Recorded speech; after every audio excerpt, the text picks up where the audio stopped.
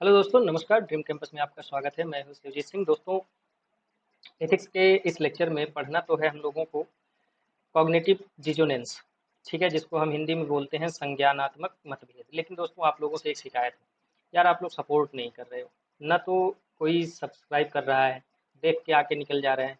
ना कोई शेयर कर रहा है, ना कोई कमेंट कर रहा है। आखिर बताओ, ऐसे कैसे मैं मोटिवेटेड रहूंगा आपको प्रोवाइड करने के लिए मटेरियल्स और लेक्चर्स। आप सोचो कि जब मैं करंट अफेयर्स पढ़ा रहा था तो किसी ने मुझसे डिमांड किया।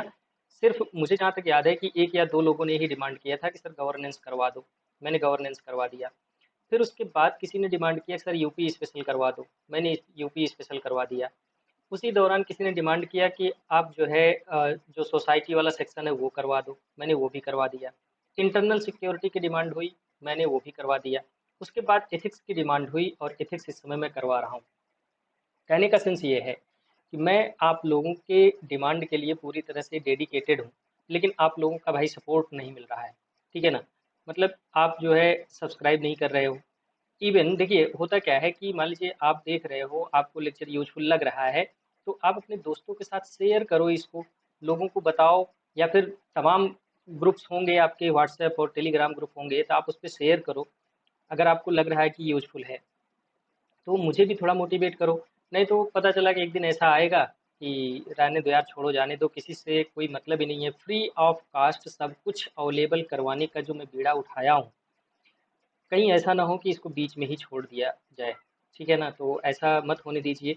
आप लोग थोड़ा सा हमको सपोर्ट कीजिए। और यही वजह है कि अभी अब आप सोचो ना कि आप लोगों से ज़्यादा भाव तो हमको अनअकैडमी वाले दे रहे हैं। पैसा भी दे रहे हैं और खुद फ्री में प्रमोट भी कर रहे हैं।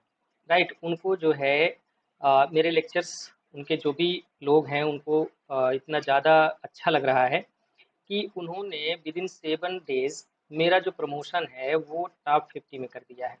टॉप 50 एजुकेटर्स में मेरा नाम आप जो है अनअकैडमी पे आप पाएंगे। राइट? तो मतलब कहने का सेंस ये है कि जहाँ पे भी पढ़ाऊँगा, जो भी प्रोवाइड कराऊँगा वो क्वालिटेटिव होता है, क्वालिटी होती है। तो आप भी इसका फ़ायदा उठाइए और मुझे भी थोड़ा-सा मोटिवेट करते रहिए। Thank you very much. ठीक है? ख़ैर, अभी के लिए तो नहीं बंद कर रहा हूँ क्योंकि अभी तो बीड़ा उठाया हूँ तो मैं इसको पूरा करूँगा। ठीक है ना? लेकिन आप लोग यार प्लीज़ सपोर्ट करते रहो। शेयर करो, सब्सक्राइब करो, लाइक करो, अपने दोस्तों को बताओ। आम बोलचाल में जहाँ पे भी उनसे बातें हो रही तो उनको इस चैनल के बारे में बताओ। तो ऐसे ही प्रमोशन होगा। देखो भाई, मैं पैसा लेता नहीं हूँ तो पैसा दे करके मैं अपना चैनल प्रमोट भी नहीं करता हूँ। आप देखते होंगे कि तमाम जो यूट्यूब के चैनल्स हैं वो अपना प्रमोशन करते हैं पैसा दे करके। लेकिन मैं नहीं कर सकता क्योंकि मेरे पास पैसा नहीं है। सिंपल सी बात ये है। और हर स्थिति में, हर दशा में मैं आपके डिमांड को पूरा करने की कोशिश करता हूँ। अभी रिसेंटली मैंने सोचा था कि एथिक्स वाला लेक्चर मैं प्रीलिम्स के एग्ज़ाम तक रोक दूंगा। लेकिन टेलीग्राम पे लगातार मैसेज आने लगा कि नहीं सर, नहीं सर, पूरा कीजिए, पूरा कीजिए। तो मैंने सोचा कि इसको मैं पूरा करूंगा, भले ही मुझे एक्स्ट्रा एफर्ट क्यों ना डालना पड़े। तो बदले में आपसे सिर्फ एक ही उम्मीद है कि आप जो है सब्सक्राइब तो करिए ही, साथ में दोस्तों के साथ इसको शेयर भी कीजिए। राइट? तभी जो है मैं मोटिवेटेड रहूँगा। ओके, चलिए। तो अभी जो कॉग्निटिव डिसोनेंस है, इसको समझ लेते हैं कि ये क्या होता है। कॉग्निटिव डिसोनेंस को आसान भाषा में अगर आप समझने का प्रयास करें, तो सपोज दैट कि ये आप हैं। ठीक है ना? आपके कुछ अपने वैल्यूज हैं, आपके कुछ अपने आइडियल्स हैं, और आपके पास कुछ फैक्चुअल इंफॉर्मेशन है, फॉर एग्जांपल। राइट? लेकिन आप जो है जहाँ पे काम करने गए एज अ ऑफिसर या फिर एज अ सिविलियन, जहाँ पे आप काम करने गए वहाँ की स्थिति, वहाँ की जो सिचुएशन है, वहाँ की जो डिमांड है, ठीक है ना, और वहाँ के जो वैल्यूज हैं, ये सब आपके अपने डिमांड, अपने आइडियल्स, वैल्यूज और फैक्चुअल इंफॉर्मेशन से जस्ट अपोजिट है। राइट? सपोज दैट कि आप नॉन वेजिटेरियन हैं, लेकिन यहाँ पे जाके आपने पूरा जो सॉरी, आप वेजिटेरियन हैं और यहाँ पे जाकर के आप नॉन वेजिटेरियन पूरी तरह से कल्चर देखते हैं। या फिर आप जो है बहुत ज़्यादा लिबरल माइंडसेट के हैं। ठीक है ना? लेकिन यहाँ पे जैसे ही आप पहुँचते हैं तो यहाँ पे देखते हैं कि एकदम सब कंजर्वेटिव माइंडसेट के हैं। इवन उसके अलावा सपोज दैट कि आप नॉन वायलेंस में बिलीव करते हैं, लेकिन एज अ ऑफिसर यहाँ पे जब आप काम करने गए तो आपको लाठी चार्ज करना पड़ गया। राइट? तो आप हिंसा के खिलाफ हैं, लेकिन फिर भी आप हिंसा कर रहे हैं। क्यों? क्योंकि आपको जो उत्तरदायित्व दिया गया है, जो आपको आपके ऊपर जो कार्यभार सौंपा गया है, उसकी वह डिमांड है।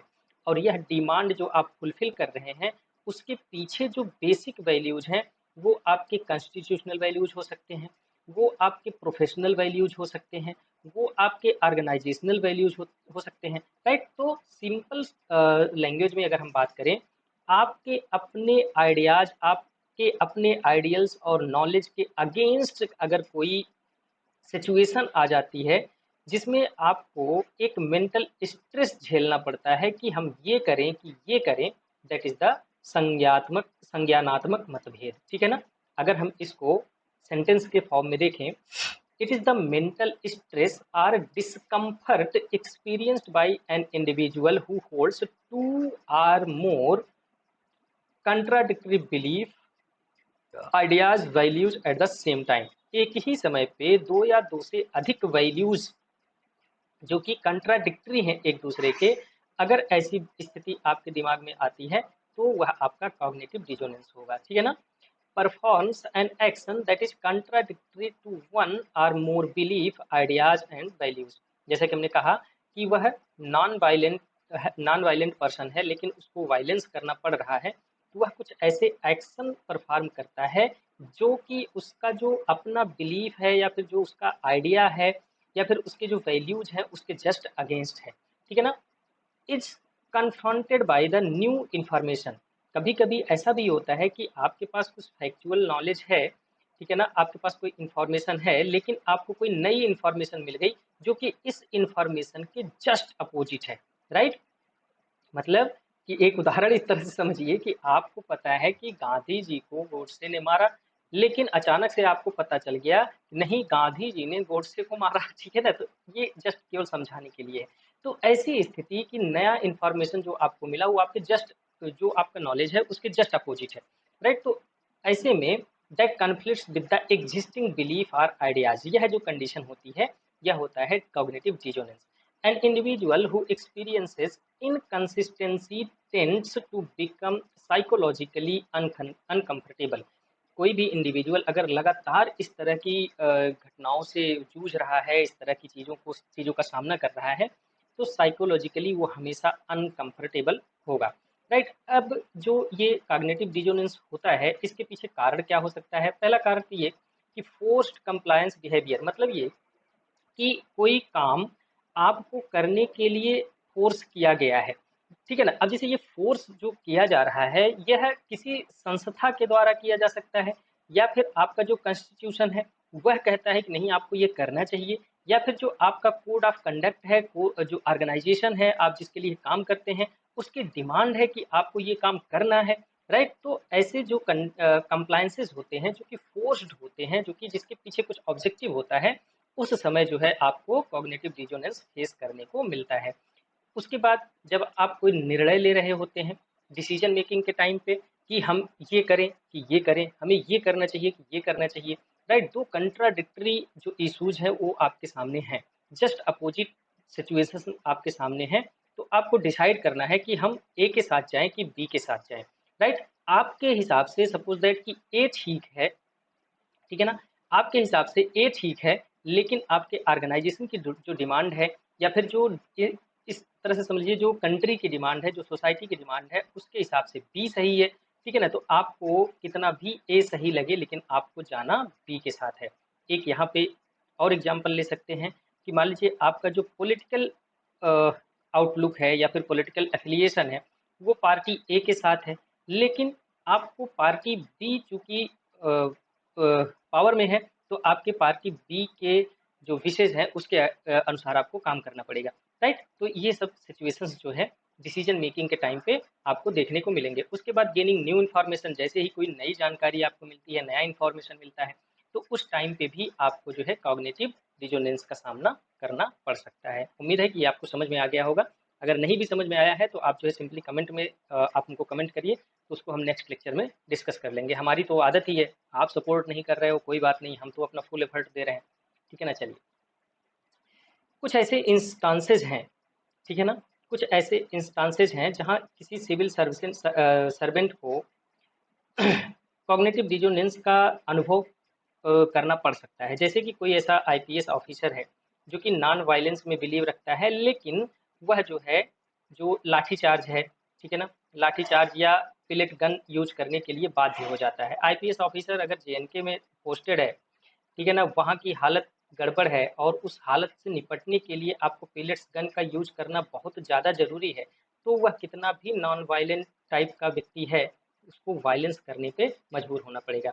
उसके बाद strict adherence to the ethical conduct. कभी कभी ऐसी सिचुएशन आ जाती है जहाँ पे आपको इथिकली काम करना होता है, भले ही जो आप इथिकल एक्शन ले रहे हैं उसका प्रभाव समाज पर निगेटिव पड़ रहा है, लेकिन फिर भी आपको इथिकली जो है वो एक्शन लेना पड़ता है, right.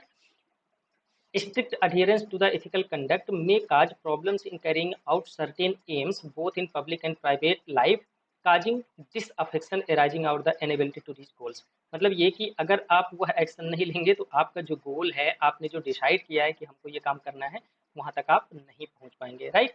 Being upright also pits the person against powerful vested interest, endangering his and his family's life, which may create inconsistency or dissonance in civil servants mind। मतलब ये कि कभी कभी आपको कुछ ऐसा एक्शन भी लेना पड़ता है जिससे आपका जो प्राइवेट लाइफ है वह भी खतरे में आ जाता है, आपकी फैमिली को खतरा हो सकता है, लेकिन फिर भी इसके बावजूद आपको वह एक्शन लेना पड़ता है क्योंकि वह समाज की भलाई के लिए बहुत ज़्यादा जरूरी है, राइट। तो ऐसे समय पर भी आपको कॉग्निटिव डिजोनेंस का सामना करना पड़ता है। उसके बाद डेवलपमेंट वर्सेस इन्वायरमेंट, ये एक प्रमुख मुद्दा तो है ही है कि हम विकास करें कि इन्वायरमेंट का सुरक्षा करें। A public servant faces dissonance when she has to take decision on displacement of tribal population for any development project. कोई ऐसा प्रोजेक्ट बन रहा है जिसके लिए आपको ट्राइबल पॉपुलेशन को डिस्प्लेस करना है, एक जगह से दूसरी जगह पे उनको भेजना है, आपकी अंतर आत्मा गवाही नहीं दे रही है, लेकिन फिर भी डेवलपमेंट चूंकि करना है, विकास करना है, इसके लिए उनको जो है दूसरी जगह शिफ्ट करना पड़ता है। अगर इन केस कि अगर आप सिविल सर्वेंट के रूप में काम कर रहे हैं, अगर आपके सामने कॉग्निटिव डिजोनेंस का सिचुएशन आता है तो आप उस सिचुएशन को कैसे हैंडल करेंगे, ठीक है ना। तीन विधियां हैं। एक, a civil servant must deploy all the reasoning and logical abilities to understand the situation from different perspectives। मतलब ये कि अगर आप सिविल सर्वेंट के रूप में काम कर रहे हैं तो आप अपने जितनी पढ़ाई लिखाई, जितनी बुद्धि, जितना तर्क है, सब कुछ लगाइए और जो सामने वाला है उसको उसके सिचुएशन में खुद को रख करके जो है आप सोचिए और फिर डिसाइड कीजिए। तो ऐसे अगर आप काम करेंगे तो जो आपका एक्शन होगा वो काफ़ी हद तक अच्छा होगा, मतलब काफ़ी हद तक कम नुकसान पहुंचाने वाला होगा। किसको? आपके ब्रेन को। मतलब आपको ज़्यादा सेटिस्फेक्शन मिलेगा अगर आप सारी रीजनिंग और सारे लॉजिकल एबिलिटीज को लगा करके आप एक्शन फाइनल डिसीजन पे पहुंच रहे हैं, तो आप दिमागी रूप से कम परेशान होंगे, राइट। परेशान तो होंगे क्योंकि वो आपके आइडियाज, आपके वैल्यूज के अगेंस्ट काम कर रहे हैं आप, लेकिन फिर भी सारी रीजनिंग, सारा लॉजिकल एबिलिटीज आप लगाइए। उसके बाद आप खुद को समझाइए कि नहीं भाई, अभी के लिए यही ठीक है, अभी हमारे जो वैल्यूज हैं, जो हमारे ट्रेडिशन कस्टम्स हैं, उनको थोड़ा सा किनारे करो, ठीक है ना। ही must indulge in intense discussions with the various stakeholders। जब आपको समझ में आ जाए कि सिचुएशन गंभीर है तो उस सिचुएशन में जितने भी लोग हैं, जितने भी पार्टिसिपेंट्स हैं, सबको एक साथ बैठाओ और सबसे बातचीत करो, सबसे डिस्कशन करो, फिर जा करके आप डिसाइड करो कि आपको करना क्या है। तो तमाम तरह की चीज़ें निकल के आएंगी। हो सकता है कि आप जो चीज़ें सोच रहे हो वो बिल्कुल एकदम ठीक ना हो, या फिर हो सकता है कि जो आपका मानना है वो वहाँ के रहने वाले लोगों का मानना ना हो, या फिर हो सकता है कि जिसको आप डिस्प्लेस करना चाह रहे हो वो खुद डिस्प्लेस होना चाह रहे हैं, या फिर आप जो उनको ऑफर कर रहे हो चीज़ें, ठीक है ना, जो भी अलाउंसेस, जो भी सप्लीमेंट आप उनको ऑफर कर रहे हो वो हंसी खुशी ले ले रहे हैं, फिर आपको आत्मा को संतुष्टि मिल जाएगी, चलो ठीक है, हमने इनके साथ बुरा नहीं किया, right. To do a cost benefit analysis of the situation.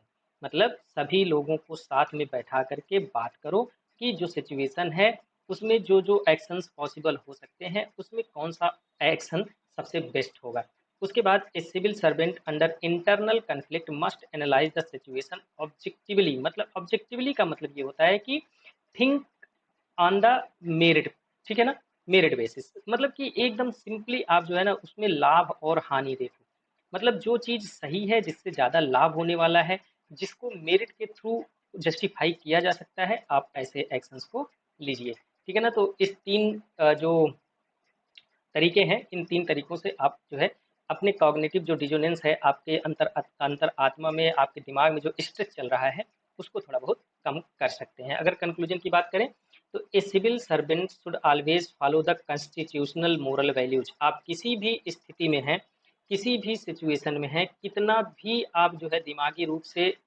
Stress feel कर रहे हैं, लेकिन आपके दिमाग में जो कॉन्स्टिट्यूशनल वैल्यूज हैं वो हमेशा चलनी चाहिए।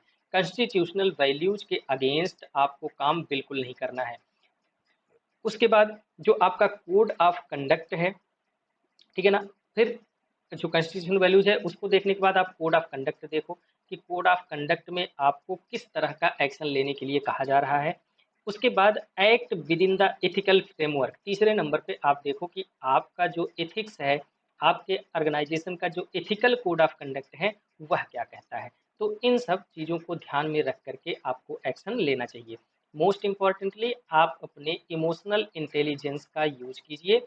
इमोशनल इंटेलिजेंस का सेंस दोस्तों ये होता है कि आप जो है, जो सामने वाला व्यक्ति है, ठीक है ना, जो सामने वाला व्यक्ति है उसके जगह पर रख कर खुद को सोचिए उसके बारे में, और उसकी फीलिंग को आप समझिए, साथ में आप अपनी फीलिंग को भी कंट्रोल में रखिए। ऐसा नहीं कि आप जो है अपनी फीलिंग को कंट्रोल नहीं कर पाए और इस व्यक्ति की फीलिंग में बह गए और जो काम नहीं करना था वो काम कर बैठे, मतलब अनाप शनाप एक्शन आप ले लिए। तो ऐसा मत करिए।